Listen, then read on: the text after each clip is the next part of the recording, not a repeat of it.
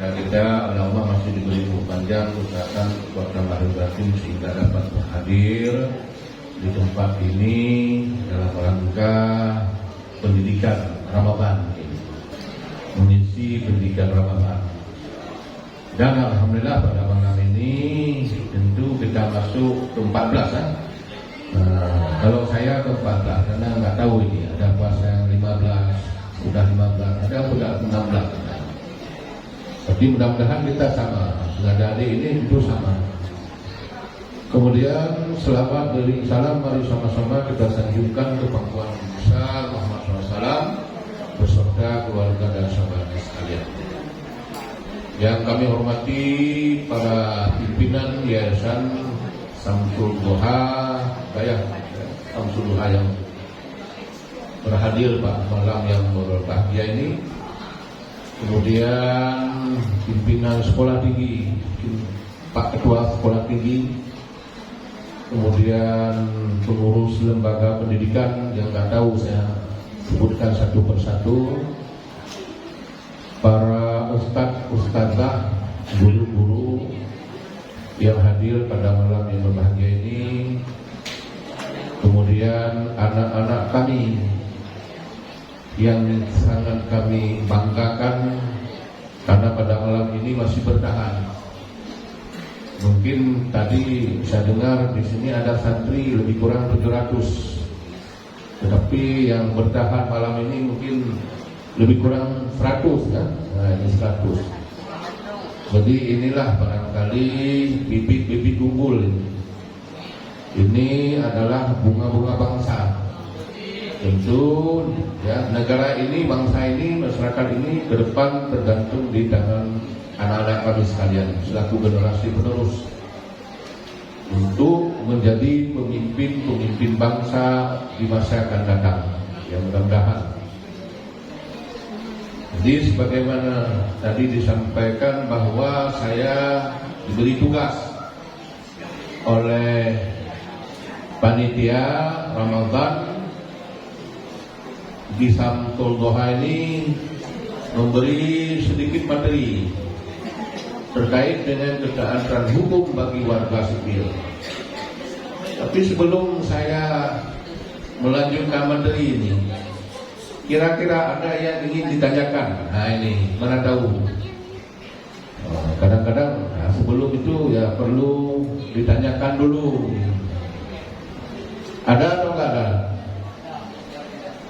Jadi saya kalau masuk kuliah itu biasanya mempersilakan mahasiswa bertanya dulu. Jadi kalau orang zaman dulu ya begitu, satu-satu ditanya apa ada masalah, ada masalah. Jadi mudah-mudahan adik-adik sekalian ya, ini kalau nggak salah saya itu paling tinggi itu kelas 2 ya, kelas 2 MSN. Kemudian ada juga yang dekat SMP mungkin. Ini. Jadi mudah-mudahan ada yang masuk form 5 nanti. Kan kebetulan itu saya. Jadi mudah-mudahan ada yang masuk fakultas hukum. Jadi di sana ketemu dengan saya lagi, tentu berbicara hukum yang lebih dalam. Karena ini terkait dengan ketaatan hukum bagi warga sipil.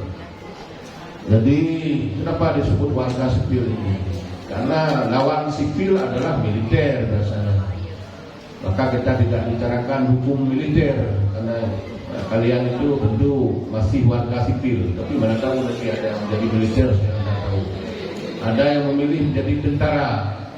Jadi kalau memilih menjadi tentara, menjadi polisi dan sebagainya, tentu ada aturan hukum yang lebih khusus.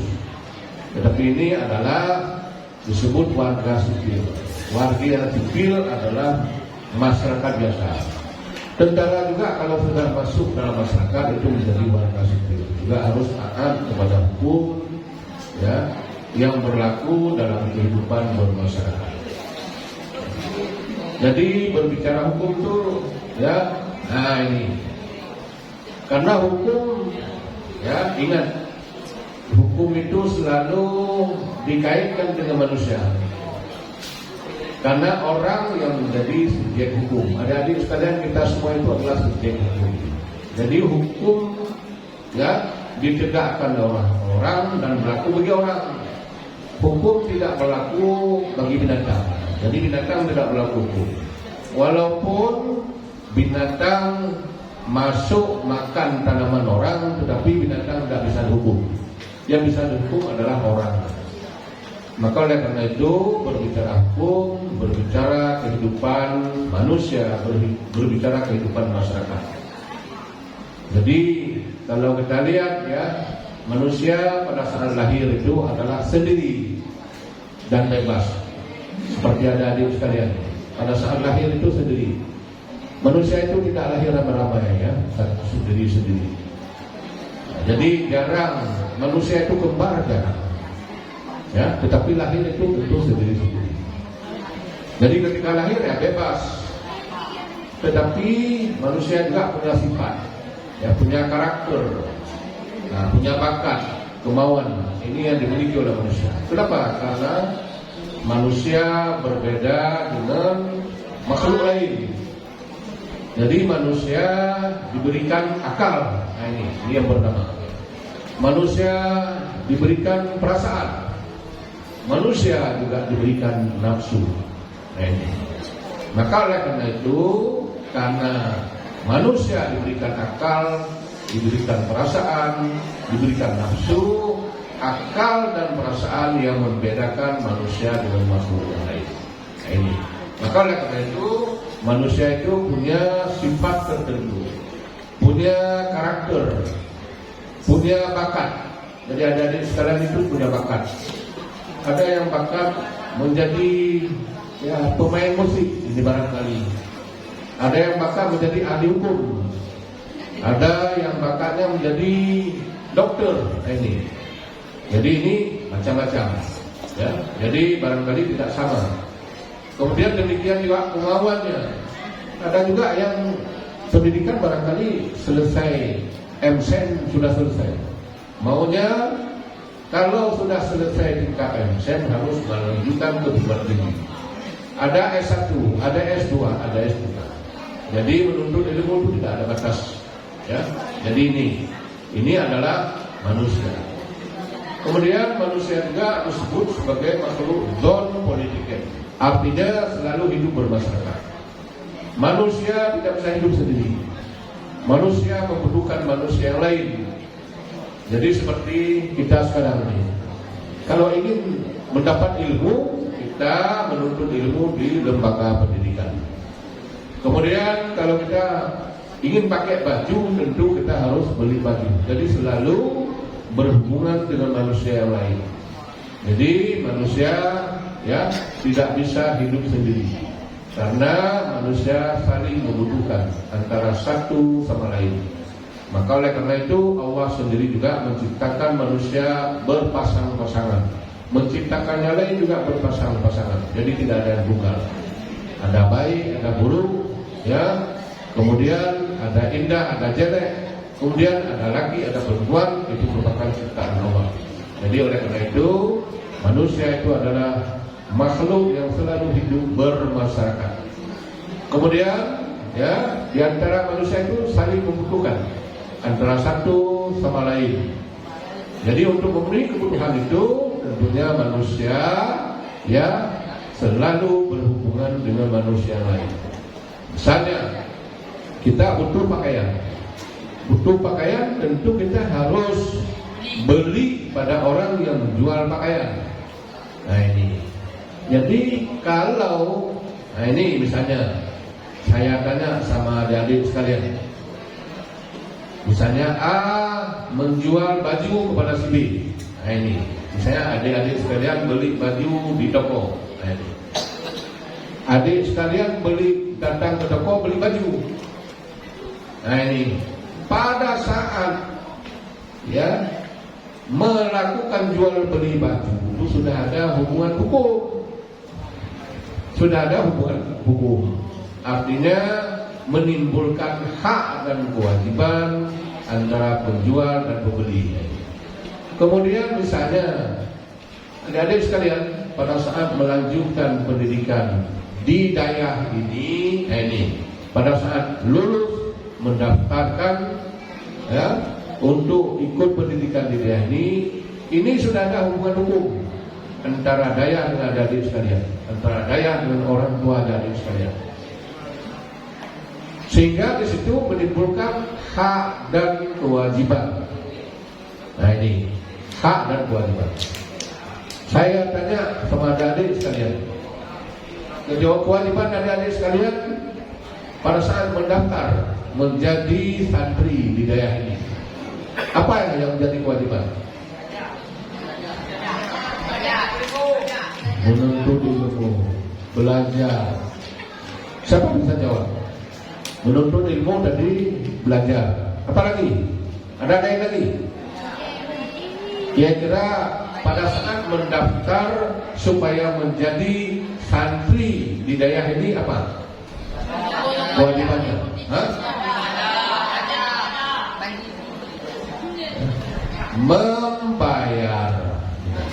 Membayar itu wajib. Ya, nah ini kan sudah ditentukan berapa uang pendaftaran, ya, kemudian berapa SPP. Nah, jadi itu kan sudah ditentukan. Jadi itu saat kita mendaftarkan menjadi santri ini sudah ada hubungan hukum, sudah ada hak dan kewajiban. Berarti adik-adik sekalian wajib membayar biaya. Sekarang hak adik-adik sekalian apa? Nah, berarti mendapatkan ilmu, belajar seperti malam ini. Malam ini sudah mendapatkan salah satu hak untuk belajar tentang hukum. Sekarang saya tanya lagi, apa kewajiban bagi pihak Dayak? Apa? Memberi ilmu kepada adik sekalian. Ya, memberi ilmu. Ini adalah menjadi kewajiban, ya, di pihak Dayak. Kemudian apa hak pihak Dayak? Haknya yang menjadi hak apa? Mendapat uang pembayaran. Nanti itulah yang menjadi operasional, memajukan daerah ini, membangun daerah ini, kemudian membayar honor guru, semua adalah dari biaya-biaya dari sekalian. Itulah yang disebut hubungan hukum. Jadi manusia selalu membutuhkan manusia yang lain, seperti adik-adik sekalian, ya. Misalnya orang tua tidak mampu mendidik sendiri, maka orang tua memberikan adik-adik sekalian ke lembaga pendidikan Dayak supaya mendapat ilmu. Nah, inilah yang disebut bahwa manusia saling membutuhkan. Manusia sebagai makhluk non-politikal. Artinya manusia tidak bisa hidup sendiri, manusia selalu membutuhkan manusia yang lain. Adakah kewajiban lain terhadap Dayak? Ya? Adakah kewajiban lain selain membayar SPP? Kewajiban mematuhi semua peraturan. Ya? Kewajiban mematuhi semua peraturan yang dibuat oleh Dayak. Saya tanya kepada adik-adik sekalian, kira-kira peraturan yang dibuat oleh Dayak apa? Ya, adik-adik tahu? Tidak boleh? Nah, tidak boleh membawa HP. Tidak boleh membawa HP. Ini aturan. Saya tanya lagi, ada yang tidak patuh? Ada. Berarti jujur. Jujur sekali. Kalau tidak patuh, ya, padahal Dayak sudah melarang jangan bawa HP. Kemudian ada yang tidak patuh. Yang tidak patuh orang taat hukum atau melanggar hukum? Jadi ingat, itu sudah melanggar hukum. Yang sebenarnya yang diharapkan adik-adik sekalian menjadi suri tauladan bagi masyarakat, patuh terhadap aturan. Nah, ini itulah yang disebut dengan taat hukum. Jadi taat hukum patuh kepada peraturan yang dibuat oleh lembaga pendidikan daerah. Jadi nanti kita lihat, karena di mana saja kita berada ada aturan hukum, ya. Jadi tidak hanya di lembaga pendidikan ini, di mana saja kita berada ada aturan hukum. Nah ini, kalau kita lihat di sini, apa ini? Kaedah sosial. Apa? Yang pertama apa? Kaedah agama atau kepercayaan. Yang berasal dari mana? Nah, yang berisi apa? Larangan, perintah-perintah serta anjuran-anjuran. Ada adik belajar itu? Dalam agama ada nggak ada perintah? Apa contoh perintah dalam agama? Perintah sholat, perintah bayar zakat. Apa lagi? Perintah puasa. Apa lagi? Ada perintah lain lagi? Naik haji. Ya, itu perintah. Perintah siapa? Perintah Allah. Larangan. Larangan apa? Dilarang minum minuman keras. Dilarang mencuri. Ada? Dilarang apa? Dilarang menjudi. Memang mentah-mentah dijual. Ya, dilarang main judi. Dilarang pakai HP. Ini tadi. Ini. Saya tanya, dilarang pakai HP, ada nggak dilarang dalam agama? Ya. Kalau tidak dilarang agama, di mana dilarangnya? Ya. Berarti ada aturan daya. Jadi ada aturan yang langsung perintah dari Allah, ada aturan yang dibuat untuk ketertiban di lembaga pendidikan. Itu yang harus dipahami. Ya. Jadi oleh karena itu, adik-adik sekalian, selama ini di Dayak tentu paling mendalam diajarkan oleh para guru, ya. Ada aturan-aturan hukum dalam ajaran agama, ya, yang mengandung perintah dan larangan. Jadi misalnya tadi sudah disebutkan, ada perintah sholat, perintah bayar zakat, perintah puasa. Larangan membunuh. Boleh nggak membunuh dalam agama? Ya. Bagaimana kalau membunuh? Dihukum. Ya. Jadi kalau membunuh berarti akan dihukum. Kalau kita membunuh orang lain mati, apa hukumannya? Mati. Hukuman mati juga, ya. Maka kita bilang hukuman mati langsung. Jadi upaya nggak boleh kita bilang hukuman mati, ya. Jadi itu hukuman mati. Jadi itulah, ya, yang diajarkan di dalam hukum. Salah satu dalam kehidupan manusia ada namanya kaedah agama. Saya tanya kepada adik-adik sekalian, ada nggak orang melanggar kaedah agama? Ada. Apa yang dia langgar? Contohnya apa? Masih ada juga orang Islam yang mencuri. Ada? Ada. Ada orang Islam yang tidak sholat. Ada? Ini luar biasa. Ada ini luar semangat sekali saya. Ya. Kemudian apalagi?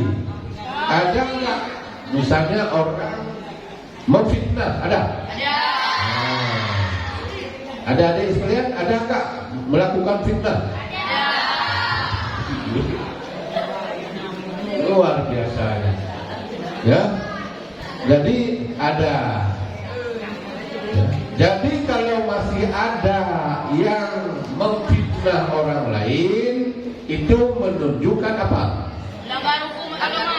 Belum taat hukum. Tadi judul kita apa? penegakan hukum bagi warga sipil. Kalau ada orang yang masih mencuri, ada orang yang masih mengganggu orang lain, ada orang yang masih membawa api, itu namanya belum taat hukum. Jadi oleh karena itu, adik-adik sekalian, ya, supaya adik-adik ini menjadi suri tauladan dan menjadi ujung tombak untuk menyampaikan kepada orang lain, supaya kita harus benar-benar menjadi orang taat hukum. Taat hukum artinya aturan hukum kita patuhi dengan sepenuh hati. Kalau disuruh salat, ya kita salat. Kalau misalnya di tempat pengajian seperti ini, ya, saya tanya, misalnya kalau jatuh dompet orang, nah ini adik-adik sekalian, ada kedapatan dompet orang, rupanya duit banyak di situ. Nah, ini bagaimana?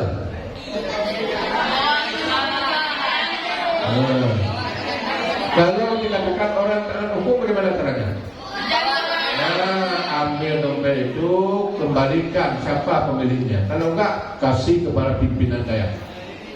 Ya, kalau tidak tahu kita pemiliknya, kasih kepada pimpinan daerah. Jadi kita jangan mengambil sedikit pun uang di dalamnya, karena mengambil uang orang juga berdosa. Nah ini. Saya tanya lagi, kenapa orang masih melanggar hukum agama? Padahal tadi, ya, misalnya mencuri dilarang. Kenapa? Kira-kira. Nah? Karena ingat, kalau orang mencuri dalam hukum agama apa hukumannya? Hah? Potong? Ada diajarkan kan? Potong tangan. Ada enggak pencuri yang dipotong tangan? Kenapa enggak dipotong tangan? Karena kita tidak berlaku hukum Islam. Mudah-mudahan Aceh ke depan berlaku hukum potong tangan. Tidak ada pencuri lagi. Ini, ya. Jadi oleh karena itu, kenapa orang melanggar hukum agama? Karena melanggar hukum agama, hukumannya adalah dosa. Kalau dosa apa hukumannya? Mendapat neraka berarti nanti. Kalau nanti orang ya tidak mempertimbangkan. Ya, jadi ini. Jadi oleh karena itu, adik-adik sekalian, di dalam kehidupan kita sudah ada namanya salah satu kaidah yang disebut dengan kaidah agama. Ini sudah diajarkan mulai sekolah, mungkin SD, SMP. Kalau ini tingkat MC, ya, macam itu sudah diajarkan hukum agama. Apalagi di pesantren, di daerah itu sangat kental diajarkan hukum agama. Ya, apa yang dilarang, apa yang diperintah. Tetapi masih banyak orang Islam tahu hukum Islam tetapi melanggar hukum agama. Maka orang yang demikian disebut apa? Orang tidak taat hukum. Mantap. Jawabannya mantap. Jadi kemudian saya tanya sama adik-adik sekalian, adik-adik sekalian menjadi orang taat hukum atau tidak taat hukum? Jadi kalau ingin menjadi taat hukum, apa yang diperintah oleh Allah, dilarang oleh Allah, dianjur oleh Allah, itu harus kita kerjakan. Harus membudaya dalam kehidupan kita. Harus selalu dalam ingatan kita. Kenapa? Karena hidup ini hanya sebentar. Pada suatu saat nanti kita kembali kepada Allah, tentu apapun pekerjaan dosa-dosa di dunia nanti akan diminta pertanggungjawaban oleh Allah. Maka oleh karena itu berbicara, ya, taat hukum adalah orang patuh kepada aturan hukum. Jadi dia tidak pernah melanggar hukum, itu yang diharapkan. Jadi ini perlu kita ingat. Barangkali inilah di negara-negara Muslim ya sampai kepada di Mekah barangkali. Jadi saya lihat di Mekah Al-Mukarramah, di Masjidil Haram pun tidak boleh sedikit pun kita lengah. Kalau lengah ya habis dompet-dompet habis. Ya, jadi ini yang jadi masalah. Padahal di dalam ketentuan hukum agama itu sudah diatur ya. Ini terkait dengan hukum perintah, ada hukum larangan, ada hukum anjuran. Anjuran apa contohnya? Ya. Nah, misalnya ada haram, ada halal. Saya tanya kepada adik-adik sekalian, kalau menyembelih lembu, bagaimana kita dikatakan halal? Menurut hukum agama, menyembelih lembu, bagaimana dikatakan halal? Membaca. Apakah cukup dengan membaca doa? Nah, supaya binatang yang kita makan itu betul-betul halal, sehat, apa syaratnya? Menyembelih di lehernya. Menyembelih di lehernya. Apa lagi?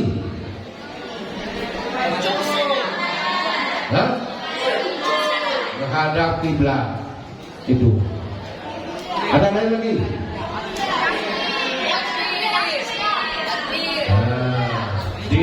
Ini dengar baik-baik ya. Di dalam hukum agama nanti ada adik sekalian cari. Itu namanya halalan thayyiban. Pernah dengar? Apa itu halalan thayyiban? Halal yang baik bagaimana maksudnya? Kalau kita potong lembu tadi yang dikatakan halal yang baik bagaimana?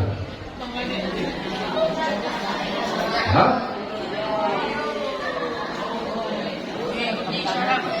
Bagaimana yang diajarkan? Ada enggak diajarkan? Ada. Halalan thayyiban. Coba yang laki, satu orang tunjuk tangan yang bisa menjelaskan. Namanya halalan thayyiban. Itu hukum menyembelih binatang. Apa tadi? Halalan thayyiban. Ya. Coba dari perempuan ada yang bisa menjelaskan satu orang. Ya. Halalan thayyiban. Ya, binatang yang kita sembelih di samping menyebutkan nama Allah tadi, menghadap kiblat, kemudian binatang yang kita sembelih harus sehat. Ada nggak seperti itu? Budaya orang kita apakah yang disembelih binatang yang sehat atau tidak sehat? Sehat. Dua-duanya disebut. Saya ini belum yakin. Ya. Nah, itu satu.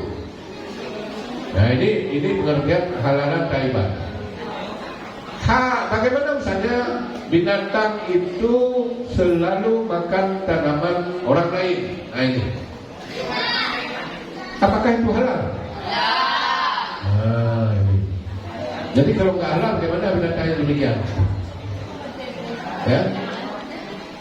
Jadi sekarang ya ada pendapat yang menyatakan bahwa binatang yang kita lepaskan tetapi memakan tanaman orang lain, kita sembelih, binatang itu juga dikategorikan kurang halal. Nah, ini. Jadi ini ya, maka oleh karena itu bagaimana caranya? Bagi pemilik binatang berarti wajib menjaga binatang supaya tidak mengganggu, tidak memakan tanaman orang lain. Kalau orang pelihara binatang, ternyata binatang itu bebas masuk memakan tanaman orang lain, orang yang demikian disebut apa? Taat hukum atau tidak taat hukum? Tidak taat hukum. Jadi ingat, Yang dikatakan orang tahan hukum bagaimana? Berarti ada binatang dia pelihara supaya binatang itu tidak mengganggu orang lain, tidak memakan tanaman orang lain, tidak berjalan di jalan yang bebas yang bisa menyebabkan orang kecelakaan. Itu baru disebut orang taat hukum. Jadi ini yang harus dipahami. Ya, adik-adik sekalian. Maka yang dikatakan taat hukum itu bagaimana? Nah ini artinya ya kehidupan kita tidak mengganggu orang lain, kehidupan kita juga bermanfaat bagi orang lain. Jadi di samping tidak mengganggu orang lain, tapi bermanfaat bagi orang lain. Kita pelihara binatang apapun ya tidak mengganggu orang lain. Itu baru disebut orang taat hukum. Ya. Nah, jadi di dalam pembukaan seperti ini saya tanya. Di antara adik-adik sekalian, ada nggak saling mengganggu? Nah, ada juga yang mencuri. Yakin saya. Jujur, ada juga yang mencuri. Ya. Yang mencuri taat hukum atau tidak taat hukum? Nah, jadi kalau tidak taat hukum ada nggak sanksi? Nah, apa sanksinya? Nah, jadi ingat. Jadi jangan sampai pada saat diberikan sanksi disalahkan orang lain, padahal kita yang tidak tahu. Nah inilah ya yang disebut taat hukum. Tentunya kita tidak ya melakukan perbuatan yang dilarang oleh hukum, tetapi kita melaksanakan apa yang diperintah oleh hukum. Nah, ini namanya pertama kaidah. Kemudian kaidah yang kedua apa? Kaidah kesusilaan. Apa itu? Kok dapat ini? Dapat ini? Kok ada apa di sana? Ya. Namanya kaidah kesusilaan. Ya. Ini peraturan ya, peraturan hidup yang berasal dari suara hati. Ya. Jadi memang kalau kita bilang hukuman mati itu susah.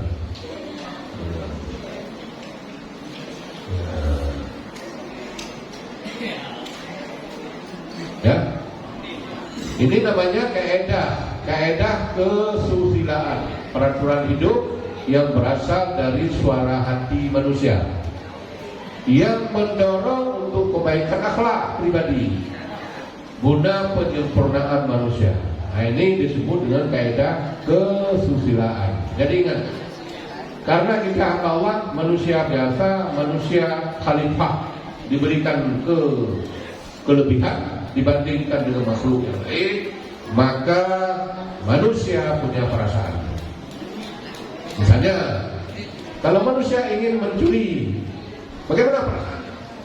Takut. Nah, ada rasa takut. Ada rasa takut. Berarti hati nyatakan jangan mencuri. Tapi nafsu ya ambil terus. Karena manusia selalu digoda oleh syaitan.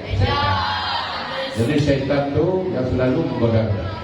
Jadi kalau perbuatan yang jahat itu dikatakan oleh syaitan itu yang paling baik. Nah, jadi ini ya, maka oleh karena itu padahal manusia itu punya perasaan. Ya, yang disebut dengan kaidah kesusilaan dalam kehidupan. Saya tanya, mencuri boleh enggak dari kesusilaan? Ya, boleh. Ini. Membunuh boleh atau tidak? Ya. Ada orang, misalnya setelah membunuh menyesal atau tidak? Ya. Berarti kalau orang membunuh namanya tidak taat kepada kaidah agama, tidak taat kepada kaidah kesusilaan dalam kehidupan manusia. Kemudian yang ketiga, ini kenapa? Nggak ada, nggak bisa. Supaya ada ini bisa lihat.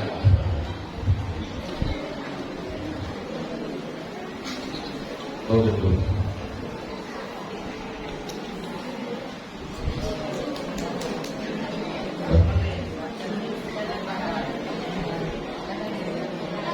Oh, karena maunya saya dilihat dia dari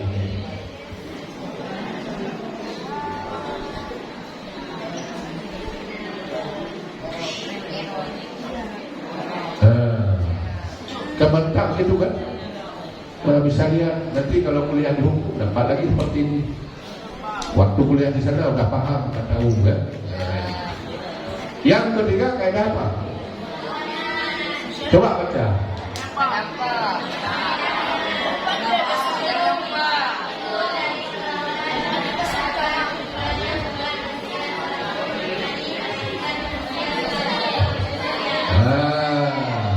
Kaidah kesopanan berlaku kalau ada orang lain.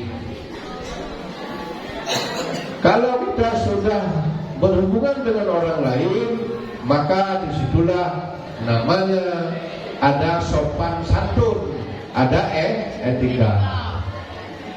Misalnya ada orang tua, ada orang muda. Siapa yang harus kita hormati? Orang tua. Orang tua di mobil tidak ada tempat duduk. Kita ada tempat duduk. Siapa yang harus ada tempat duduk? Orang tua. Itu disebut sopan. Kalau kita makan 3 orang di meja makan. Nah, 3 orang di meja makan. Boleh enggak pakai baju? Boleh enggak tidak pakai baju? Kalau tidak pakai baju namanya?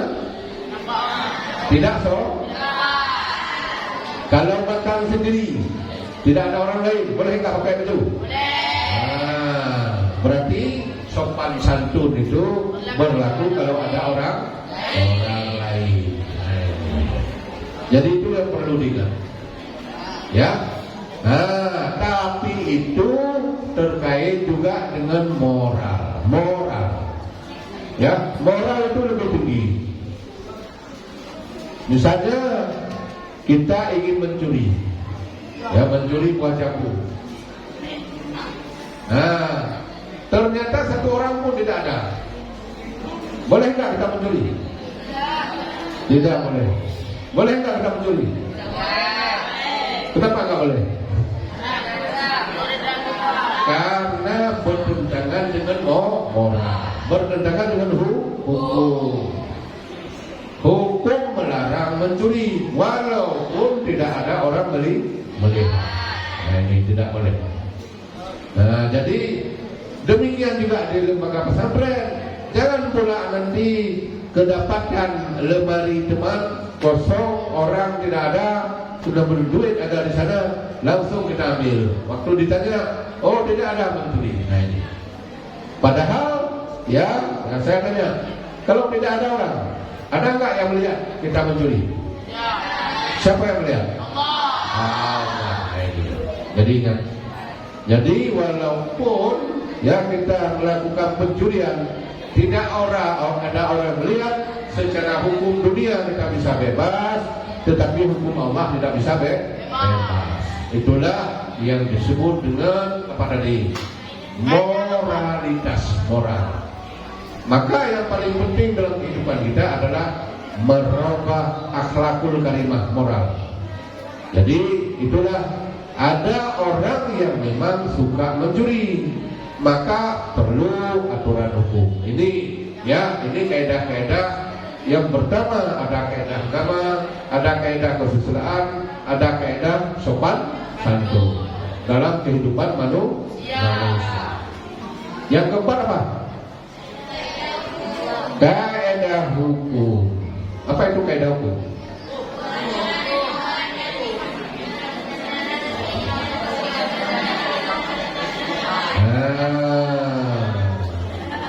Peraturan yang dipositifkan secara resmi oleh negara. Ada hukum pidana, pernah dengar? Apa itu hukum pidana? Pernah? Ini hebat.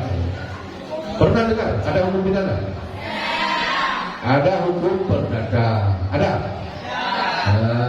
Ada hukum jual beli, ada? Kalau di Aceh ada kanun jinayah, pernah dengar? Ini namanya semua aturan hukum. Aturan hukum yang dipositifkan oleh negara. Ini saya tanya sama adik sekalian.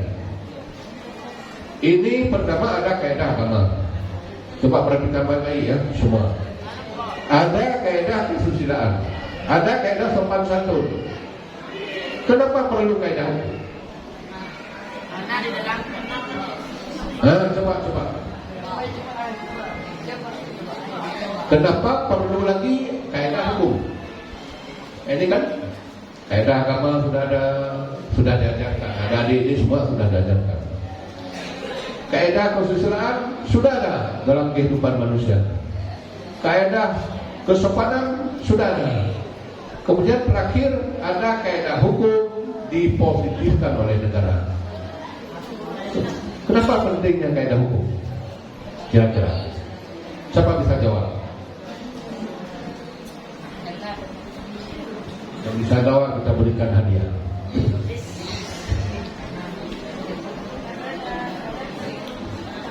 Hadiah buka puasa. karena di dalam kaidah-kaidah Karena coba. Yang berani, yang mantap, bersuara, tunjuk tangan. Bangun tunjuk tangan menunjukkan orang ya yang hebat, ya sebagai bibit-bibit unggul. Siapa? Ada? Ya. Jadi yang sebenarnya kan sudah dikatakan oleh Allah, ada hablum minallah, ada hukum dibuat oleh Allah. Ada lagi hablum, hukum yang dibuat oleh manusia. Ada lagi yang namanya wa'atiullah. Apa artinya? Ada lagi wa'atiur. Apa artinya? Apa lagi? Satu lagi? Wa'atiullah, wa'atiur rasul, wa'ulil amri minkum. Berarti taat kepada Allah, taat kepada Rasul, juga patuh kepada pemimpin. Patuh kepada pemimpin negara, membuat aturan hukum dipositifkan oleh negara. Yang sebenarnya negara Indonesia pada saat merdeka dulu sepakat mendirikan negara Islam, berarti yang berlaku adalah hukum Islam. Andai kata pada saat itu kalimat ketuhanan dengan kewajiban menjalankan syariat Islam berlaku, berarti Indonesia yang dipositifkan oleh negara pasti hukum Islam. Karena pada saat itu tidak sepakat seperti itu, maka oleh karena itu berlakulah hukum yang dibuat oleh negara, dibuat oleh manusia. Apa tujuan dibuat hukum ini? Karena, jadi ingat kan, ini perlu dipahami. Karena orang melanggar hukum agama, berarti dosa dapat neraka. Berarti batal neraka setelah mati, begitu. Jadi sehingga masih banyak orang melanggar hukum agama. Andai kata orang mencuri berlaku hukum potong tangan, mungkin tidak ada orang mencuri. Kemudian kalau mencuri potong tangan, kalau ada orang yang tidak punya tangan, pasti dianggap mantan pencuri. Betul? Misalnya kalau berlaku hukum Islam, mencuri potong. Kalau kita lihat orang yang tidak ada tangan apa? Berarti mantan pencuri. Bagaimana kalau dia semenjak lahir tidak punya tangan? Cacat ya. Maka ada orang pergi garang, lihat orang tidak punya tangan, oh ini mantan pencuri. Padahal dia semenjak lahir tidak punya tangan. Jadi oleh karena itu ya kita ini belum. Jadi perlunya hukum dipositifkan oleh negara. Karena tadi kan sudah diakui oleh adik-adik sekalian. Di sini ada nggak pencuri? Ada katanya. Berarti pencuri harus dihukum. Berdasarkan hukum apa? Ya, ini mati semua. Ya. Berdasarkan hukum apa? Berdasarkan hukum negara. Maka di Aceh ada dibuat Kanun Aceh. Ya, Kanun Aceh itu juga terkait dengan hukum-hukum yang berlaku di Aceh, ya, untuk mengantisipasi perbuatan-perbuatan jahat. Yang diharapkan apa? Yang diharapkan sebenarnya orang semua harus taat hukum. Kalau orang sudah taat hukum, ya tidak perlu aturan hukum itu. Kalau orang sudah sadar hukum Allah, semua itu karena kaidah-kaidah agama itu sudah ada aturan. Kalau orang sudah sadar itu nggak perlu. Kalau sudah punya budaya hukum, ya tidak perlu. Nah ini, sampai di sini ada pertanyaan, ada yang ingin ditanyakan? Mana tahu? Yang saya sampaikan, adik-adik paham? Yang pula saya sampaikan, ada yang nggak paham? Ada pertanyaan? Nggak ada ya? Kok nggak ada? Kalau ada, ya bilang ada. Sekarang apa? Hukum. Hukum apa itu? Coba dibaca.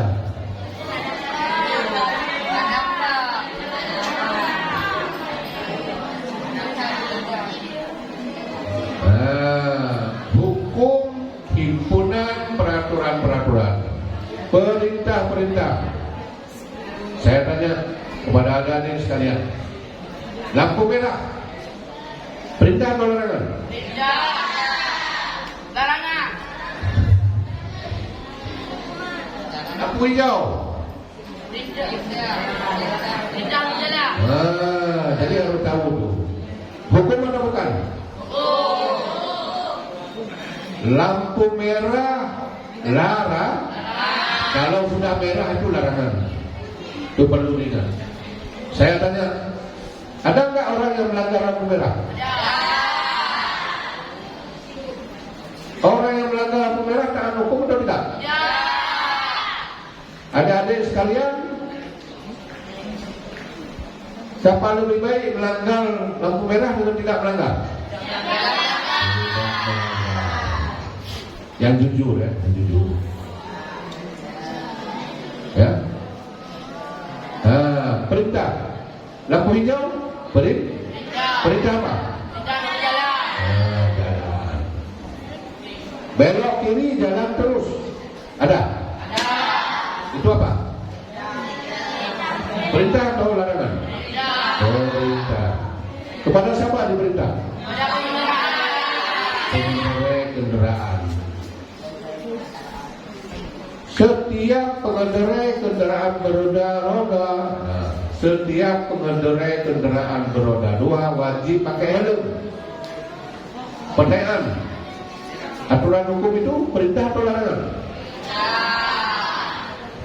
Perintah apa? Adik-adik sekalian, ada nggak pakai helm kalau jalan? Kalau tidak pakai helm, taat hukum atau tidak? Sekarang menjadi orang taat hukum atau tidak taat hukum? Jawab. Saya tanya lagi. Kalau adik-adik sekalian naik kendaraan, ada pakai helm atau tidak? Sebelah sini, kalau naik kendaraan ada pakai helm atau tidak? Kalau tidak, orang taat hukum atau tidak taat hukum? Kalau ingin menjadi taat hukum, bagaimana caranya? Berarti kalau naik kendaraan harus pakai helm. Karena disitulah hukum mengandung perintah, juga mengandung larangan. Hukum agama ada perintah, ada larangan. Ya, jadi ini kalau sudah paham, adik-adik sekalian harus menjadi orang taat hukum. Adik-adik sekalian harus menjadi perpanjangan tangan menyampaikan kepada masyarakat umum, ya, supaya semua orang taat hukum. Jadi jangan sampai kita sudah tahu aturan hukum, hukum tetapi tidak taat hukum. Misalnya, ada nggak ditulis dilarang melepaskan hewan di sini? Ada nggak? Dilarang melepaskan hewan. Perintah atau larangan? Ada nggak orang yang melanggar? Ada. Berarti orang yang melanggar itu adalah tidak taat hukum. Sekarang yang kita harapkan taat hukum atau tidak taat hukum? Taat hukum. Ya. Ada adik sekalian. Ya.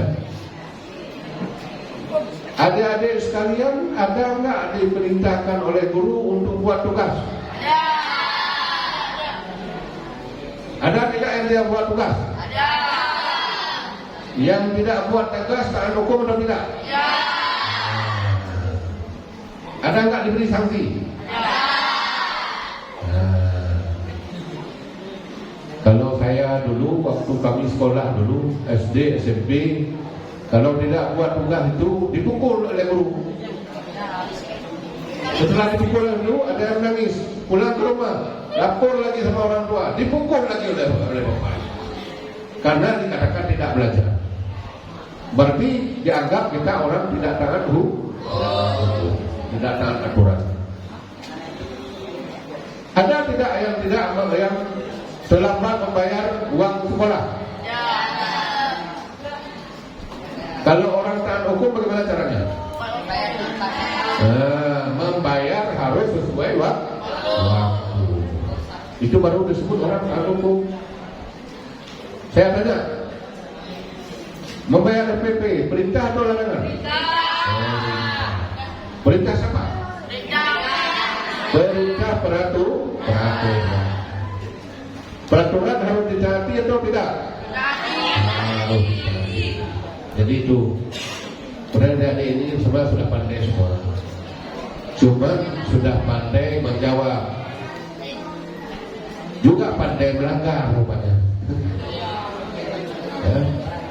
Sudah tahu aturan, pandai menjawab, ada juga yang melanggar, masih ada. Tadi tidak pakai helm. Jadi ini yang harus dipahami. Hukum kalau di sana itu apa? Himpunan peraturan-peraturan, perintah-perintah dan larangan. Jadi ini yang diatur oleh hukum. Yang mengurus tata tertib suatu masyarakat, oleh karenanya harus ditaati oleh masyarakat. Jadi adik-adik sekalian, kalau ada aturan yang berlaku di lingkungan daya Samsul Duha, wajib dipatuhi atau tidak wajib? Wajib dipatuhi. Salah satu aturan tadi apa? Tidak boleh bawa HP. Berarti kalau bawa HP itu namanya tidak taat aturan. Kalau tidak taat aturan berarti orang tidak taat hukum. Jadi ini yang harus dipahami. Jadi yang mana orang taat hukum, mana orang yang tidak taat hukum. Kalau kita sudah taat hukum, pasti hidupnya damai. Tidak ada orang yang marah kita. Kita hidup nyaman. Apapun kondisi kita nyaman. Kalau kita sudah menjadi orang taat hukum. Kalau kita tidak taat hukum, pasti ada masalah, berurusan. Ya, dimanapun kita berada berurusan dengan hukum. Ya ini. Jadi ini disebut ya perintah hukum ada larangan.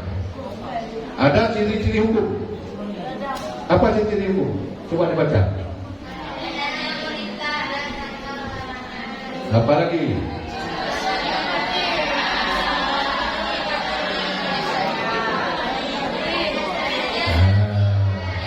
Bagi yang melanggar hukum pasti dikenakan sanksi.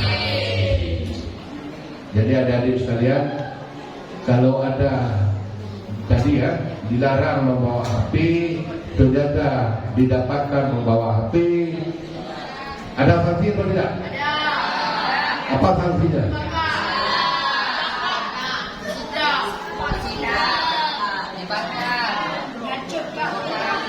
Sanksinya diterima atau ditolak? Diterima. Itu harus jujur. Jadi ini dari segi jawaban semua orang taat hukum.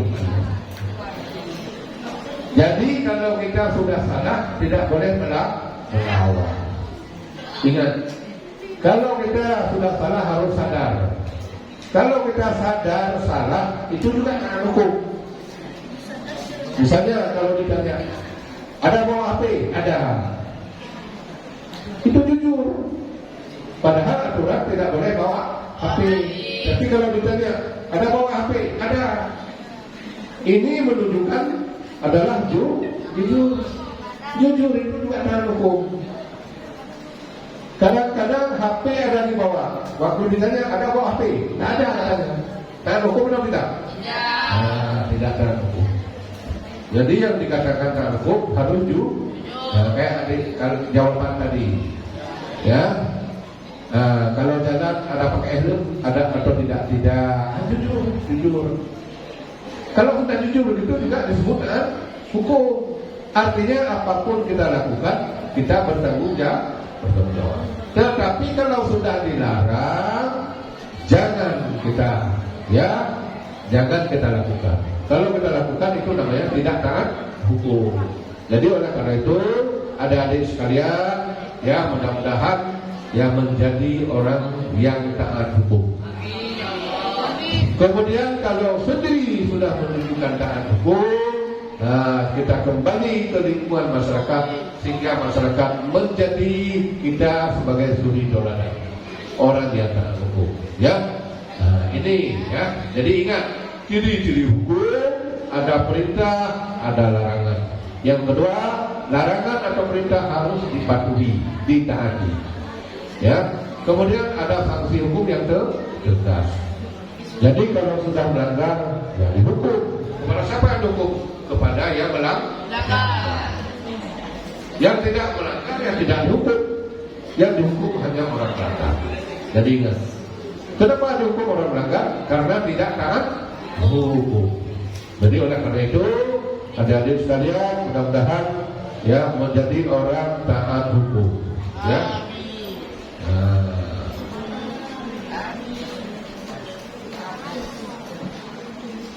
Apa itu? Apa itu taat hukum? Kesadaran. Apa yang sudah? Kesadaran itu menjiwai. Misalnya, setiap pengendara kendaraan roda 2 wajib pakai. Jadi kita sadar. Apa sadar? Bahwa pakai helm untuk melindungi kepala. Kalau terjadi kecelakaan. Karena banyak sekali orang meninggal ya kecelakaan karena terbentur kepala. Maka dengan demikian, walaupun tidak dipaksa, tidak dihukum, dengan kesadaran sendiri kita pakai helm. Itulah yang disebut dengan kesadaran masyarakat terhadap hukum. Sadar. Lampu merah tandanya apa? Berhenti. Kalau orang berhenti di lampu merah, sadar hukum atau tidak sadar hukum? Sadar. Jadi itu. Jadi ingat. Jadi adik-adik sekalian, setelah kuliah hari ini, setelah menerima pembelajaran ini, menjadi orang taat hukum. Kalau lampu merah, berhenti. Ya, kalau ada dompet orang jatuh, kita ambil kembali. Jangan kita miliki. Yang pula baru nampak dompet bagaimana kita miliki. Nah, ini namanya orang tidak taat hukum, tidak sadar hukum. Jadi oleh karena itu adik-adik sekalian, mudah-mudahan menjadi orang yang sadar terhadap hukum. Yang kedua apa?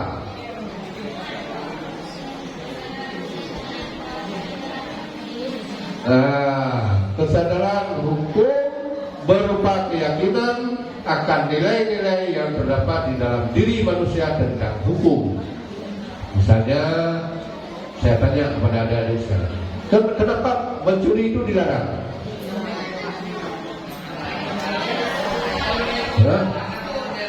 Mencuri dilarang, kenapa? Karena mencuri merugikan orang lain, maka dilarang.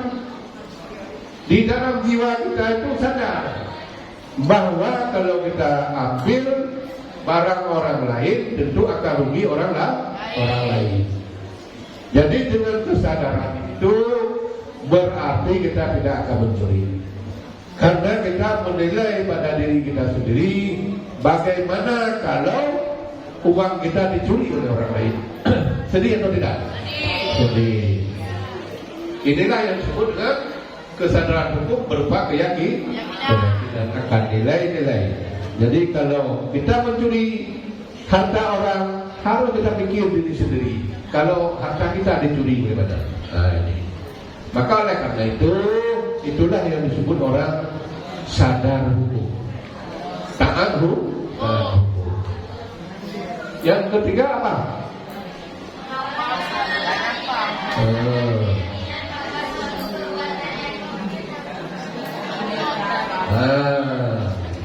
Sebab kalau di sini disebut orang yang mengalami dan merasakan keyakinan bahwa suatu perbuatan yang konkret harus dilaksanakan atau tidak dilaksanakan. Artinya ada perintah, ada larangan.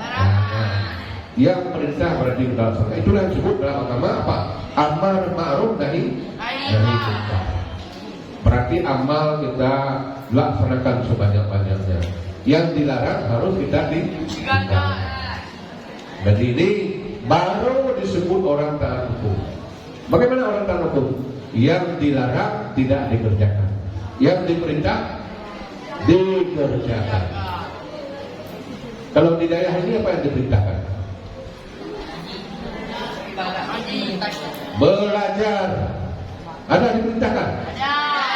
Dilaksanakan atau tidak? Masuk sekolah jam berapa? Setengah 8. Dilaksanakan atau tidak? Adakah yang tidak laksanakan? Yang tidak laksanakan itu apa namanya? Tidak taat dan tidak sadar terhadap hukum. Tidak ada kesadaran hukum. Jadi orang yang sadar hukum, kalau dikatakan jam setengah 8 kita masuk sekolah, berarti 5 menit sebelum guru masuk kita sudah di dalam kelas. Itulah yang disebut orang sadar hukum. Jadi kita taati, kita patuhi yang diperintah, kita jauhi yang dilarang. Ya, maka oleh karena itu kalau kita sudah melakukan pelanggaran dihukum, ya wajar atau tidak? Wajar. Luar biasa jawaban Pak Ketua. Semangat adik-adik. Ya. Nah, ini supaya tahu ya, supaya paham betul orang taat hukum, orang sadar hukum. Maka oleh karena itu ada adik sekalian menjadi orang yang sadar hukum sehingga menjadi orang taat hukum. Jadi dimanapun kita berada, tentu ada aturan hukum yang mengatur kehidupan kita supaya kehidupan kita nyaman, damai, tentram. Ya, kalau kita tidak taat hukum pasti tidak ada. Banyak pencuri, tapi atau tidak? Misalnya di pesantren ini banyak pencuri, aman atau tidak? Tidak aman. Maka oleh karena itu bagaimana cara supaya tidak banyak orang mencuri, agar orang sadar hukum dan taat hukum. Kelima apa?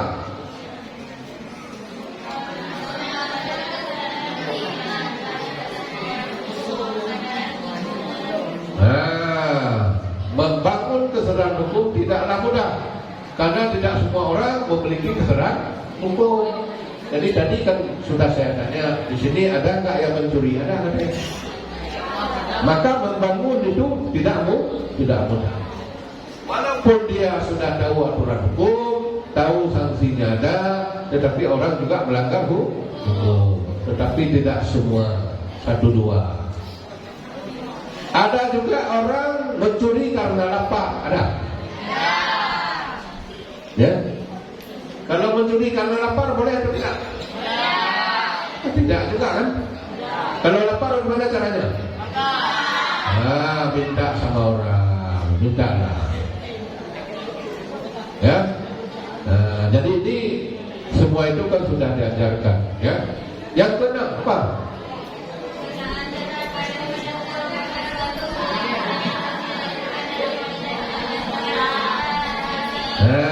Ada adik sekalian, ada seperti itu. Apa? Ketaatan kepada hukum merupakan suatu kewajiban. Membayar SPP wajib.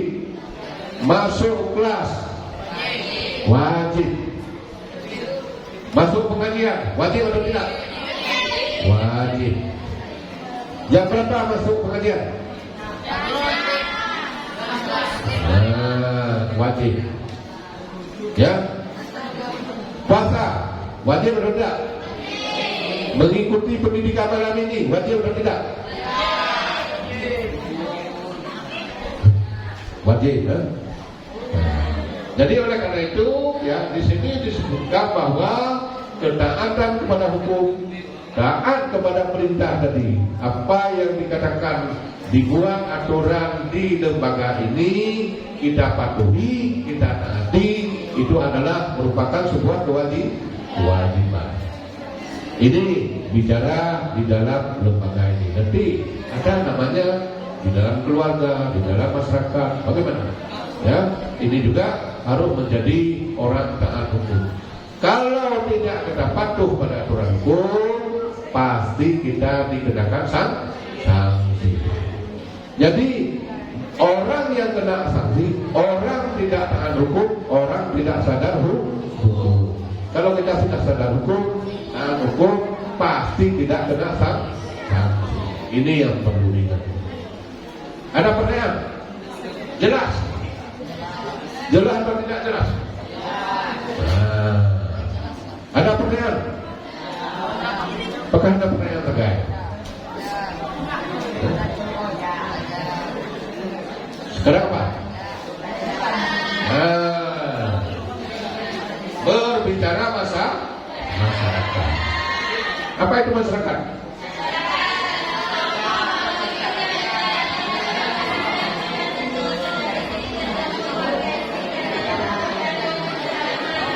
Mantap. Saya tanya kepada adik-adik sekalian. Adik-adik sekalian ini masyarakat atau bukan? Masyarakat apa? Masyarakat yang sedang belajar di pondok pesantren. Ada tak aturan di sini? Maka adik-adik sekalian disebut sekelompok masyarakat yang berada di tengah-tengah pesantren ini. Tentu di pesantren ini ada aturan. Aturan itu harus dijalankan. Jika tidak dijalankan, itu namanya tidak taat hukum. Karena setiap orang sudah berada di sini, itu harus mengikuti aturan yang ada di sini. Kalau tidak mengikuti, itu namanya tidak taat hukum, tidak sadar terhadap hukum yang berlaku di lembaga pesantren Samsul Doha. Belum tentu sama ya aturan di pesantren ini dengan pesantren lain. Bisa berbeda. Maka di sini disebut sekelompok makhluk hidup yang berada di lingkungan mana dia berada. Kalau ada adik sekalian, ini mungkin ada yang dari Takingon, ada dari Benar Maria, ada Ciaudara, macam-macam. Tentunya aturan yang berlaku di dalam masyarakat masing-masing juga berbeda, tidak sama. Maka aturan itu harus kita patuhi, ya, harus kita patuhi. Karena masing-masing masyarakat punya budaya sendiri-sendiri. Misalnya, saya tanya, orang Pidi ada nggak sini? Ada nggak orang Pidi? Nggak ada ya? Di situ ada orang PD? Tidak. Nggak ada. Misalnya kalau orang PD, kalau kawin dengan orang PD dikasih rumah katanya. Ya, orang kawin dengan orang PD, kalau perempuan orang PD dikasih lu. Tetapi kalau kawin orang PD laki, orang Aceh Utara perempuan, masalah atau tidak? Karena orang Aceh Utara tidak kasih rumah. Inilah yang disebut bahwa ada kelompok-kelompok masyarakat dengan aturan adat istiadat budaya yang berbeda antara satu sama lain. Nah, ini juga ada adik sekalian harus paham ya. B apa itu? Sistem dalam masyarakat saling berhubungan antara satu sama dengan yang lainnya, yang membentuk satu kesatuan. Maka ada namanya masyarakat pesantren, ada namanya masyarakat kampung, ada masyarakat desa, ada masyarakat negara, ada masyarakat kecamatan, macam-macam masyarakat. Nah ini. Kemudian yang ke C apa lagi?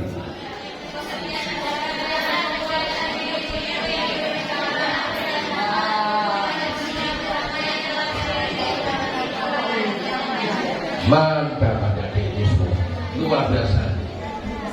Yang laki nampak? Ya. Masyarakat sekelompok, sekumpulan individu-individu seperti kalian. Ada laki, ada perempuan, itu sekumpulan individu-individu. Kemudian apa lagi? Yang hidup bersama, bekerja sama untuk memperoleh kepentingan bersama. Jadi kalian di sini sama-sama tujuannya untuk mendapat ilmu. Ilmu apa? Baik ilmu agama maupun ilmu pengetahuan umum. Jadi ada dua ilmu. Maka dulu diperintahkan tuntunlah ilmu apa? Dari ayo dan ibu sampai ke liang lahat. Tuntunlah ilmu sampai ke negeri Cina. Jadi kenapa disuruh tuntut ilmu untuk sampai ke negeri Cina? Karena di orang Cina duluan berkembang ilmu dunia. Maka Nabi juga perintah kepada orang Islam supaya orang Islam juga tidak ketinggalan, bisa menguasai dunia. Kalian mau nggak menguasai dunia? Nah, kalau mau menguasai dunia caranya bagaimana? Harus harus taat hukum. Kalau tidak taat hukum tidak mungkin jadi. Ya, tidak mungkin menjadi orang yang hebat. Kalau orang tidak taat hukum itu kebanyakan penghuni apa? Penghuni penjara. Juga menjadi penghuni neraka.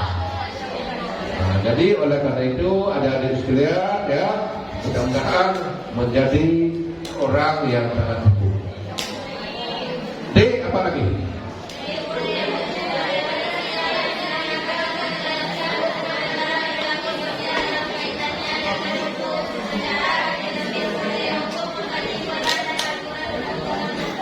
Yang laki nggak bisa baca ya?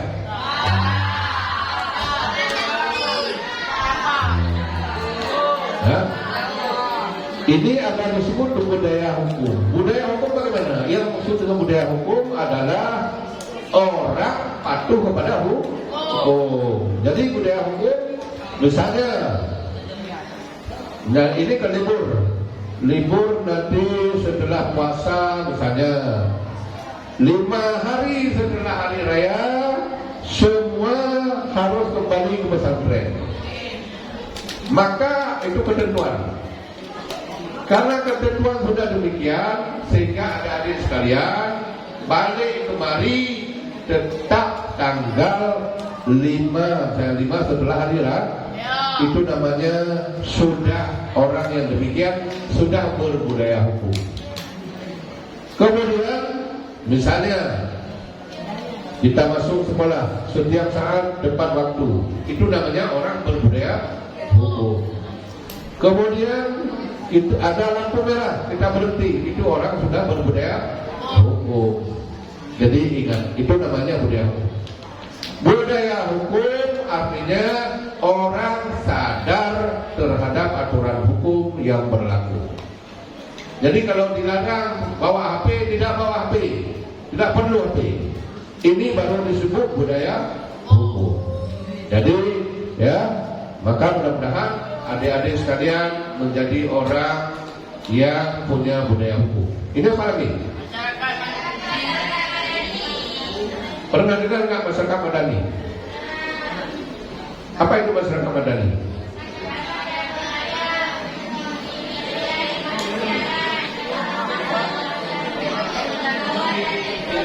Di mana pertama sekali terciptakan masyarakat madani? Di mana? Di Madinah. Madinah itu namanya Madani. Jadi Rasulullah dulu Nabi, ini adik-adik sekalian harus pahami. Nabi buat hukum, ya ada 3 pertimbangan. Heboh pertimbangan Nabi juga hukum. Apa? Aturan hukum harus berprinsip kemanusiaan. Itu Nabi buat hukum. Aturan hukum yang dibuat harus punya prinsip kemanusiaan. Maka di sini disebut apa? Menghargai apa tadi? Masyarakat madani, apa itu tadi? Menghargai hak-hak asasi dalam hidup. Maka Nabi dulu buat hukum, orientasinya adalah harus berprinsip kemanusiaan. Apa artinya? Melindungi hak-hak asasi manusia. Apa contoh hak asasi manusia? Apa contoh hak asasi? Hak hidup. Siapa tadi bilang hak hidup? Memang mantap. Hak hidup, hak asasi manusia. Maka manusia sesama manusia tidak boleh membunuh. Karena mati itu bukan urusan manusia. Urusan siapa? Urusan Allah. Maka oleh karena itu Nabi dulu membuat hukum harus berprinsip kemanusiaan. Artinya manusia itu harus dilindungi. Tidak boleh manusia saling membunuh. Jadi coba bayangkan, saya tanya, bayi dalam kandungan ibu boleh tidak digugurkan? Nah ini. Jadi ini harus dilindungi hak asasi. Bagaimana kalau darurat? Boleh atau enggak? Boleh. Saya tanya, kalau darurat boleh atau enggak? Boleh. Kalau darurat, bagaimana contoh darurat? Kalau tidak digugurkan berarti meninggal kedua-duanya. Mama meninggal, bayi meninggal. Maka daripada meninggal kedua-duanya harus diselamatkan salah satu. Siapa harus diselamatkan? Anak atau ibu? Ibunya. Memang tak lagi. Saya lihat itu luar biasa. Berarti sudah belajar hukum rupanya. Ya, maka oleh karena itu Nabi dulu melahirkan masyarakat Madinah yang disebut dengan masyarakat Madani karena Nabi buat hukum yang pertama apa tadi? Berprinsip kemanusiaan. Yang kedua, yang kedua untuk melahirkan masyarakat Madani di Madinah. Ya, bagaimana menciptakan masyarakat taat hukum? Ini yang dilakukan oleh Nabi supaya masyarakat Madinah itu semua patuh kepada hukum. Masyarakat Madinah diusahakan oleh Nabi menjadi masyarakat berbudaya hukum, masyarakat yang taat kepada hukum. Maka oleh karena itu Nabi pada saat itu membuat namanya piagam Madinah. Pernah dengar piagam Madinah? Nah, nanti adik-adik sekalian, memang sudah mentah-mentah ini. Nggak perlu kita sampaikan lagi, sudah mentah. Kita tanya, cuman belum berbudaya hukum, itu saja. Masih kurang taat hukum. Karena tadi saya tanya ada pakai helm tidak? Itu menunjukkan belum taat hukum. Ya, Nabi buat hukum yang kedua apa tadi? Bagaimana berusaha supaya semua masyarakat Madinah menjadi orang taat hukum, menjadi orang berbudaya hukum. Maka itulah dasar melahirkan masyarakat Madani. Saya tanya kepada adik-adik sekalian, bisa nggak di lembaga pesantren ini melahirkan masyarakat Madani? Caranya bagaimana? Berarti semua warga masyarakat pesantren itu harus taat, harus berbudaya. Bisa nggak seperti itu? Saya pegang jadi karena ada ketua di sini. Jadi dengar oleh ketua. Ya. Nah, jadi itu ya, kita juga bisa membuat masyarakat pesantren Santul Duha menjadi masyarakat Madani. Caranya bagaimana? Sudah ada aturan hukum, sehingga semua warga di sini ikut aturan hukum. Nah, yang ketiga, untuk melahirkan masyarakat Madani apa? Harus, bukan itu. Harus ada penegakan hukum yang adil. Apa itu penegakan hukum yang adil? Nah, semua dihukum sama. Siapa yang salah tetap dihukum. Ini. Jadi semua salah itu kena hukuman. Tidak ada anak bulu. Jadi sama. Apakah itu anak presiden, bukan anak presiden, anak petani. Kalau sudah melanggar hukum tetap dihukum. Itu disebut hukum yang penegakan hukum yang itu untuk melahirkan masyarakat apa? Madani. Jadi ini berbicara masyarakat Madani. Maka mudah-mudahan setelah malam ini adik-adik sekalian, jangan capek lagi guru-guru di sini. Jangan capek lagi mengatur adik-adik sekalian yang tidak taat hukum. Mudah-mudahan menjadi masyarakat Madani, menjadi contoh bagi orang lain. Jadi ini ya yang perlu diingat. Kita sampai ke berapa? Oh, dibaca. Oke. Jadi karena ini waktu ya. Jadi ini ada contoh taat hukum yang hidup di lingkungan keluarga. Jadi ini maksudnya bahan-bahan ini nanti bisa ditinggal di sini. Nanti adik-adik sekalian bisa baca. Barangkali ada yang ingin ditanya ya, silakan untuk bertanya. Ini saya kembali kepada moderator dulu. Baik, anak-anak kami sekalian, masih semangat?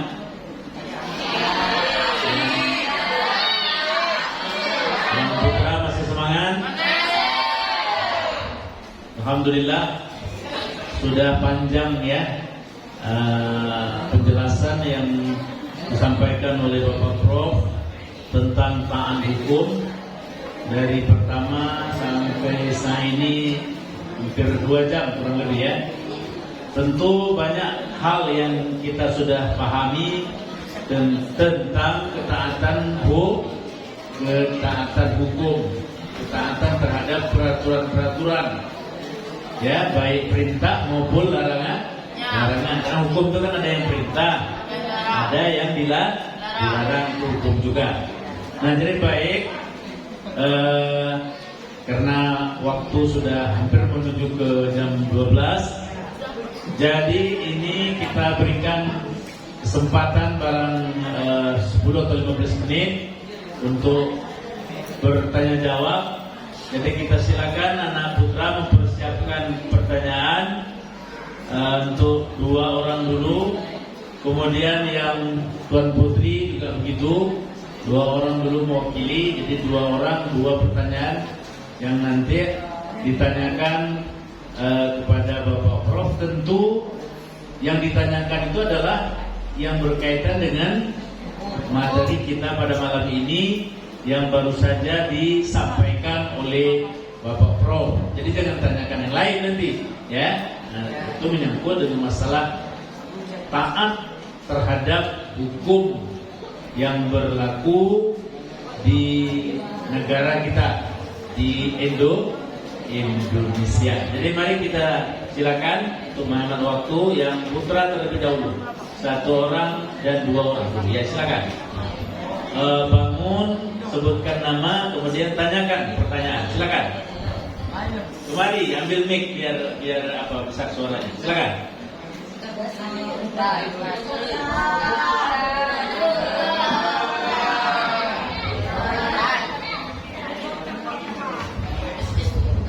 Silakan terus, jangan malu-malu. Jangan malu, tanyakan aja. Nah ya, silakan. Udah ya, terus mari.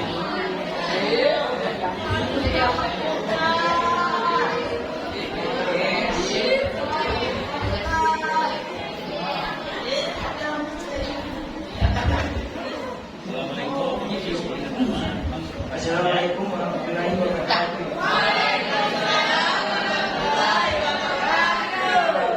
Saya Firdaus.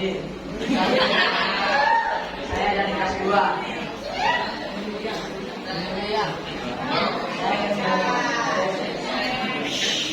Saya ingin menanyakan pada tahun berapa dimulainya hukum? Ya, sekian. Terima kasih. Satu lagi, silakan. Ya. Yang Alia dengan yang Sanawiyah semua.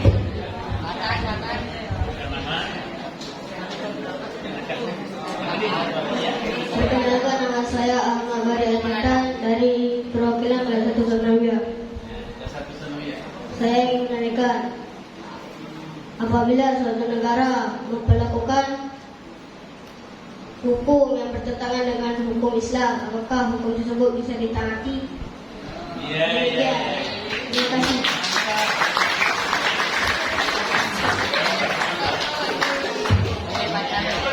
Satu lagi dari Alia. Ini Sanawiyah dua.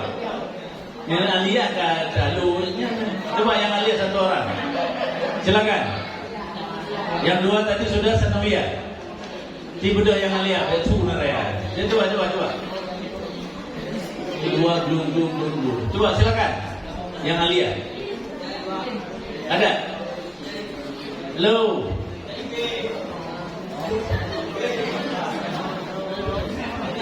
Ya, tepuk tangan kita.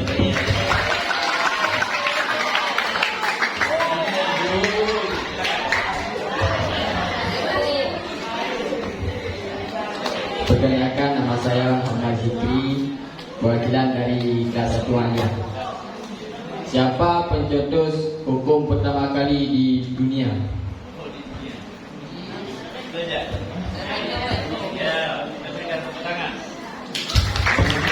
Baik, sudah 3 orang ya. Sudah 3 orang dari Putra. Sekarang kita mintakan ke yang Tuan Putri juga 3 orang dari Sanawiyah dan dari Aliyah. Kita bisa sebutkan berapa jumlah dari Aliyah. Pokoknya semuanya ada 3 orang. Silakan. Ya, silakan. Silakan terus.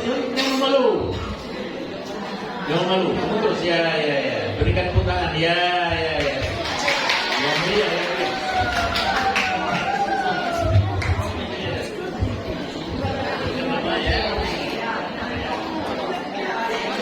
Assalamualaikum warahmatullahi wabarakatuh. Perkenalkan, nama saya Usia Pradamtia. Saya perwakilan dari kelas 1 Aliyah. Kan saya bertanya, kan hukum itu harus ditaati, tapi kenapa sekarang banyak sekali orang yang melanggar hukum? Sekian. Assalamualaikum warahmatullahi wabarakatuh. Ya, jadi pertanyaannya kenapa sekarang banyak sekali orang-orang yang melanggar hukum? Padahal semua tahu ya hukum-hukum yang berlaku. Baik, silakan. Ini dari Sanawiyah tadi kan? Aliyah. Nah, dari Sanawiyah. Ada? Aliyah juga nggak apa-apa boleh. Pokoknya 3 orang, harus ada 3 orang. Coba biar sama dengan yang Putra tadi. Silakan. Jangan balik belakang, ikut lah. Yang di belakang itu. Silakan. Nggak ada lagi. Yang enggak sana, dari Sanawi ada satu orang tua. Dari Sanawi, tapi dari Alia, kakak Alia. Dari MTS coba, silakan. Halo. Terus. Halo. Yang di belakang itu, yang di depan, dari sana ada satu orang. Nah, ya udah, silakan. Ngomong terus. Allahu Akbar. Ngomong terus.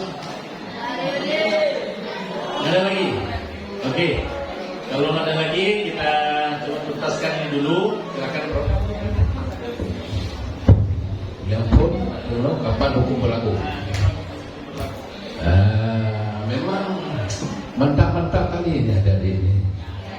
Ini nampaknya semua yang bertanya ini calon-calon mahasiswa hukum. Orang ahli hukum. Ya. Pertanyaan pertama, kapan hukum berlaku ya? Jadi hukum berlaku semenjak manusia ada, hukum sudah berlaku. Kapan manusia ada? Semenjak Nabi Adam. Jadi semenjak Nabi Adam sudah ada aturan hukum. Pada saat Nabi Adam ya bertemu dengan ini kalau di dunia ini ya, kalau berbicara hukum dunia ya, bertemu dengan Siti Hawa itu sudah hidup lebih satu orang. Tapi kalau hidup satu orang itu tidak perlu hukum karena tidak berhubungan dengan orang lain. Tapi ketika Nabi Adam sudah berhubungan dengan Siti Hawa, sudah melahirkan keturunan, itu sudah ada aturan hukum yang mengatur. Maka oleh karena itu, kalau berbicara hukum dunia ini, ya kalau berbicara hukum agama itu lain, ya. Jadi kalau berbicara hukum dunia itu semenjak Nabi Adam ada, sudah ada aturan hukum. Tetapi aturan hukum pada saat Nabi Adam berbeda dengan sekarang. Pada zaman dia Nabi Adam dulu kawin anak sesama anak. Betul, ada di cerita. Kalau sekarang bisa nggak kawin anak sesama anak? Nggak bisa lagi. Karena aturan hukum pada saat Nabi Adam dengan sekarang sudah jauh berbeda. Nah ini yang perlu diketahui. Kemudian ini pertanyaan yang kedua, hukum bertentangan dengan hukum Islam. Apakah bisa hukum itu berlaku? Jadi yang perlu adik-adik pahami bahwa negara, kalau kita lihat negara Indonesia bukan negara Islam. Jadi bukan negara Islam. Maka hukum tentu hukum berdasarkan yang dibuat oleh manusia. Misalnya bukan ada hukum Islam, ada orang menganggap bertentangan dengan hukum negara. Contohnya apa misalnya? Orang menjatuhkan talak, ya bercerai. Tahu kan? Orang bercerai. Ya, kalau orang laki sudah menceraikan istri melafaz secara agama sudah putus. Tetapi berdasarkan hukum negara tidak diakui seperti itu. Bagaimana putus? Harus di dalam sidang pengadilan. Jadi ini harus ada dipahami. Maka oleh karena itu nanti adik-adik sekalian sampaikan kepada saudara kita, masyarakat kita. Apa kita sampaikan? Menteri di luar pengadilan. Jadi menteri harus jauh pengadilan. Bahkan karena menteri di luar pengadilan ini tidak diakui oleh negara. Karena kita bukan berdasarkan hukum yang berlaku bukan berdasarkan hukum Islam. Nah, jadi oleh karena itu bagaimana caranya supaya hukum Islam kuat? Berarti orang Islam harus taat kepada hukum Islam.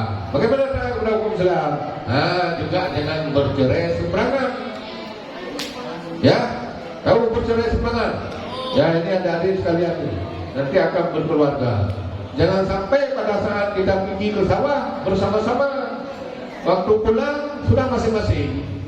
Ditanya, kenapa masing-masing pulang? Kami sudah cerai di sawah. Nah, ini kan tidak punya harkat martabat. Kalau kita bercerai di sawah, supaya bercerai ada harkat martabat, maka pergilah ke lembaga pengadilan atau mahkamah syariah. Nah ini. Jadi oleh karena itu, nah ini karena kita ya negara, bukan negara agama, bukan berlaku hukum syariat, hukum agama, maka oleh karena itu ya kita, maka tadi kan ada kaidah agama, ada kaidah kesusilaan, ada kaidah sopan, terakhir disebut kaidah hukum yang dipositifkan oleh negara. Jadi hukum itulah harus kita patuhi. Artinya ya kembali kepada wa'atu Allah, wa'atu Rasulullah, ulil amri minkum. Artinya hukum negara itu yang harus kita mematuhi. Bukan dalam arti hukum agama tidak kita. Bagi kita orang Islam, orang beragama, hukum agama itu tetap yang tertinggi. Tetapi kalau orang sudah patuh kepada hukum agama, otomatis sudah patuh kepada hukum negara itu saja. Tapi kalau orang tidak patuh pada hukum agama, ya otomatis pada hukum negara juga tidak patuh. Nah ini proses hukum dilakukan oleh negara tetap berdasarkan hukum negara. Apakah ada hukum agama? Ada. Nah ini kata ada. Ya misalnya seperti perkawinan sah menurut agama. Ya sebenarnya cerai juga harus demikian, tapi sampai hari ini ya seperti itu. Kemudian siapa pencetus hukum di dunia ini yang paling berat? Memang luar biasa pertanyaannya. Ya. Jadi ini perlu ada dipahami. Ya, kalau pencetus hukum di dunia di awal tentu seperti tadi saya sampaikan ada Nabi Adam, semenjak Nabi Adam itu sudah ada. Kemudian ada para ahli-ahli agama. Kalau di Timur Tengah ada seperti misalnya Ibnu Sina, Ibnu Battuta, macam-macam. Itu adalah pencetus hukum. Kemudian kalau kita lakukan hukum berdasarkan rasio manusia, ada namanya Socrates, ada namanya Plato, ada namanya Aristoteles. Jadi mungkin saya tanya sama adik sekalian, kalau baca buku ada nggak nama Aristoteles? Ada. Itu adalah pencetus hukum di dunia pada zaman Romawi, pada zaman Yunani itu. Jadi di dunia ini yang paling duluan maju adalah orang Yunani. Jadi ingat, orang Yunani yang pertama maju di dunia. Nah, jadi mereka lah yang mencetus hukum sampai hari ini kita masih gunakan, seperti hukum KUH Perdata, KUH Pidana. Itu adalah dicetuskan oleh orang-orang Yunani dulu. Nah ini, maka orang Yunani itu orang yang paling berseni. Orang sekarang kalau mau lihat seni, pergi ke Yunani. Maka itu indah-indah sekali, bangunan itu indah-indah sekali. Nah ini pertanyaan yang berapa itu? Kedua ya. Yang keempat ya. Kenapa banyak orang melanggar hukum? Ini yang paling luar biasa. Kan tadi di sini juga ada melanggar hukum. Kenapa? Banyak orang melanggar hukum. Ini. Kalau pertanyaan kenapa orang melanggar hukum? Ya, karena orang tidak takut kepada sanksi hukum. Betul? Orang melanggar hukum karena tidak takut kepada sanksinya. Misalnya, kalau mencuri dikeluarkan dari pesantren ini, dia tidak takut, maka dia melanggar hukum. Ya, orang mencuri masuk penjara, dia tetap mencuri, itu namanya tidak takut kena sanksi. Jadi kenapa orang melanggar hukum? Karena orang tidak takut sanksi hukum. Supaya orang takut sanksi hukum bagaimana caranya? Berarti, ini siapa jawabnya? Apa? Berat beratkan sanksinya, betul sekali. Memang mantap. Kenapa ya berarti? Luar biasa. Dalam hukum Islam, kalau mencuri apa? Potong kah? Takut atau tidak? Melakukan seperti itu supaya orang tidak akan melanggar hukum. Jadi supaya orang tidak melanggar hukum, maka beratkanlah sanksinya. Artinya sanksi yang dibuat dalam hukum harus berat. Bukan tujuan hukum, tujuannya supaya orang tidak melanggar hukum. Jadi kalau mau mencuri, pikir-pikir, ini kalau mencuri nanti dapat dipotong tangan, nggak bisa mencuri lagi. Berarti orang takut kepada sanksi. Dengan sanksinya berat, berarti orang akan takut melanggar hukum. Jadi kenapa orang banyak melanggar hukum? Karena tidak takut sanksinya. Misalnya sekarang orang mencuri, apa hukumannya? Masuk penjara? Masuk penjara. Masuk penjara enak atau tidak? Kalau tidak, kenapa ada orang mencuri? Bagi pencuri itu enak masuk penjara. Kenapa tidak enak? Masuk penjara itu, kalau pada saat masuk penjara berat badan 50 kilo, keluar penjara jadi 60 kilo ya. Karena enak dalam penjara, makan 3 kali, tidur di sana, istirahat. Cuma nggak bisa bebas saja. Coba masuk penjara, di sana misalnya disuruh gigit sama ular, takut atau enggak?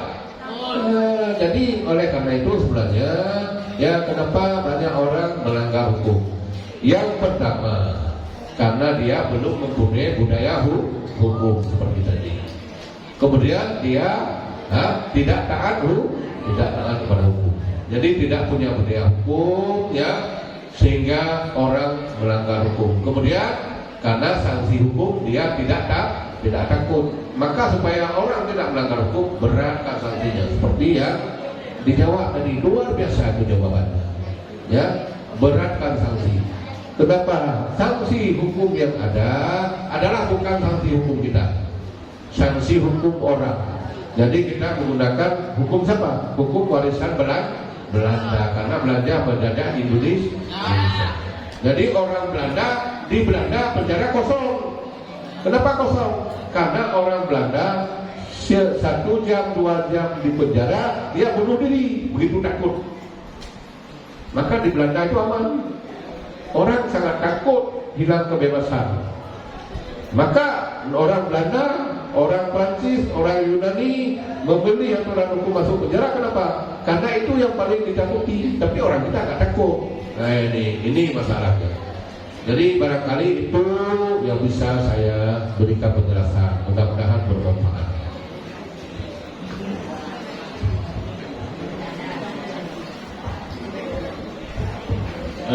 Baik, anak kami sekalian, bisa semangat? Masih. Alhamdulillah kita sudah mengikuti materi tentang hukum yang baru saja disampaikan oleh Yang Mulia Bapak Prof kita.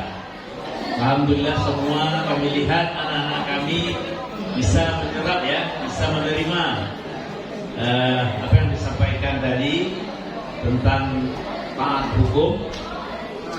Maka mudah-mudahan apa yang diberikan kepada kita pada malam ini menjadi ilmu tambahan yang walaupun kita sedikit banyaknya sudah juga belajar di sekolah, yang melalui Ustadz dan Ustazah guru kita di madrasah baik di sana dan Aliyah, tapi ini adalah merupakan penambahan penyegaran kembali tentang hukum yang berlaku di dunia dan berlaku di negara kita Indonesia. Jadi pada Bapak Prof kita ucapkan terima kasih sedalam-dalamnya yang sudah memberikan materi, menyampaikan ilmu kepada kita malam ini. Bersama kita doakan agar beliau dalam keadaan sehat, ya, bisa melaksanakan tugas sebagaimana biasanya, dan insya Allah mungkin seperti tadi dibilang anak-anak kami yang di Aliyah tamat nanti mungkin bisa melanjutkan ke Unimal di Fakultas Hukum. Kita akan bertemu kembali dengan Bapak Prof kita di sana mudah-mudahan, yang laki maupun yang perempuan. Jadi alhamdulillah, mari kita tutup materi kita pada malam yang berbahagia ini. Mudah-mudahan Allah Subhanahu wa taala memberikan juga kesehatan, kesegaran, kebugaran kepada kita semua, sama sekali anak-anak kami lihat masih semangat, padahal sudah jam 12 lebih ini. Ya, sudah jam 12 lebih, ini masih semangat anak kami yang putri, yang putra, yaitu mengikuti pelajaran, mengikuti materi yang disampaikan oleh guru-guru kita, baik pada malam ini maupun malam-malam sebelumnya dan juga malam besok. Mari kita akhiri cara kita pada malam ini dengan membacakan Alhamdulillahirabbil alamin. Kita tutup dengan kami mengucapkan billahi taufiq wal hidayah. Wassalamualaikum warahmatullahi wabarakatuh.